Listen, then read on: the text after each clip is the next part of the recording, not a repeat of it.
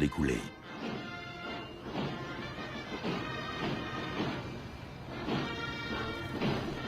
Il devint rapidement évident que la politique économique de Friedman bénéficiait aux riches au détriment des pauvres.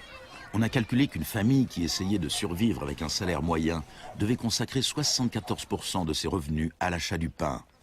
Les tickets de bus ou le lait étaient devenus un luxe. Pinochet supprima la distribution gratuite de lait à l'école, une mesure qui fit écho à la politique controversée d'une jeune ministre de l'Éducation en Grande-Bretagne, qui devint plus tard son amie.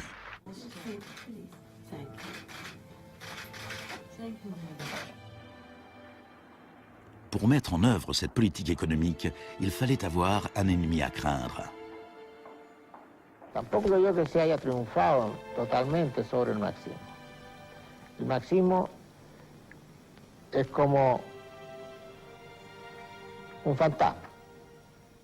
Cuesta mucho tomarlo. Mejor dicho, no se puede tomar.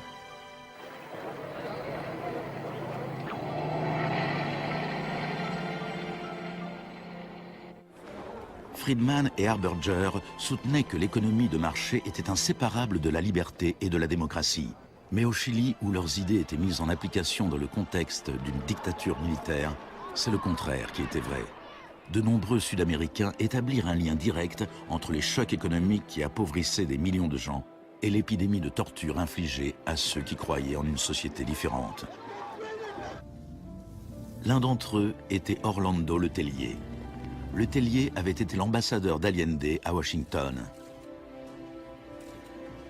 Il passa une année entière dans les prisons de Pinochet avant d'être exilé aux États-Unis.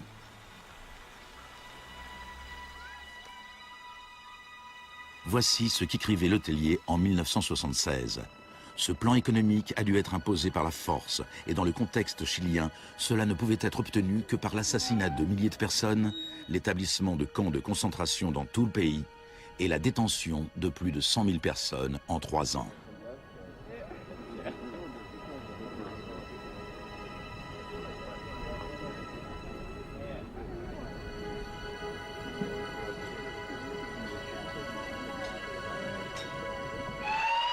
Moins d'un mois plus tard, Letelier fut tué dans un attentat à la bombe.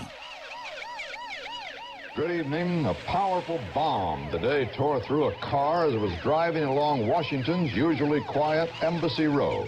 The Chilean was Orlando Letelier, who also had been foreign minister during the last months of the late Salvador Allende's Marxist regime. Richard Roth reports. Un membre de la police secrète de Pinochet, Michael Townley, était derrière l'attentat. Il était entré aux États-Unis grâce à un faux passeport avec l'accord de la CIA. Michael, buenas noches. Buenas noches, Pablo. La opinión del Poder Judicial chileno, ¿hay confianza en él? Mire, yo confío plenamente en la justicia chilena como patriota y luchador antimarxista y juntista por sobre todas las cosas. Malgré sa confiance, Townley fut extradé aux États-Unis et condamné pour le meurtre de Letelier. Au Chili, la dictature militaire de Pinochet dura 17 ans. Et pourtant, Harberger refusait toujours de voir la réalité. You cannot have a repressive government for long within a genuinely free economic system. L'année même où Orlando Letelier fut assassiné, Milton Friedman reçut le prix Nobel d'économie. You know, you people have such a distorted idea of what went on. Let me tell you some facts. Number one, I was offered 2 honorary degrees by universities in Chile before I went down. I refused to take them because those universities were being supported in part by public funds, and I did not want to appear in any way to provide any support to the political system in Chile. I'm not a representative of Chile. I'm not an advisor to Chile. I have no commitments to the government of Chile.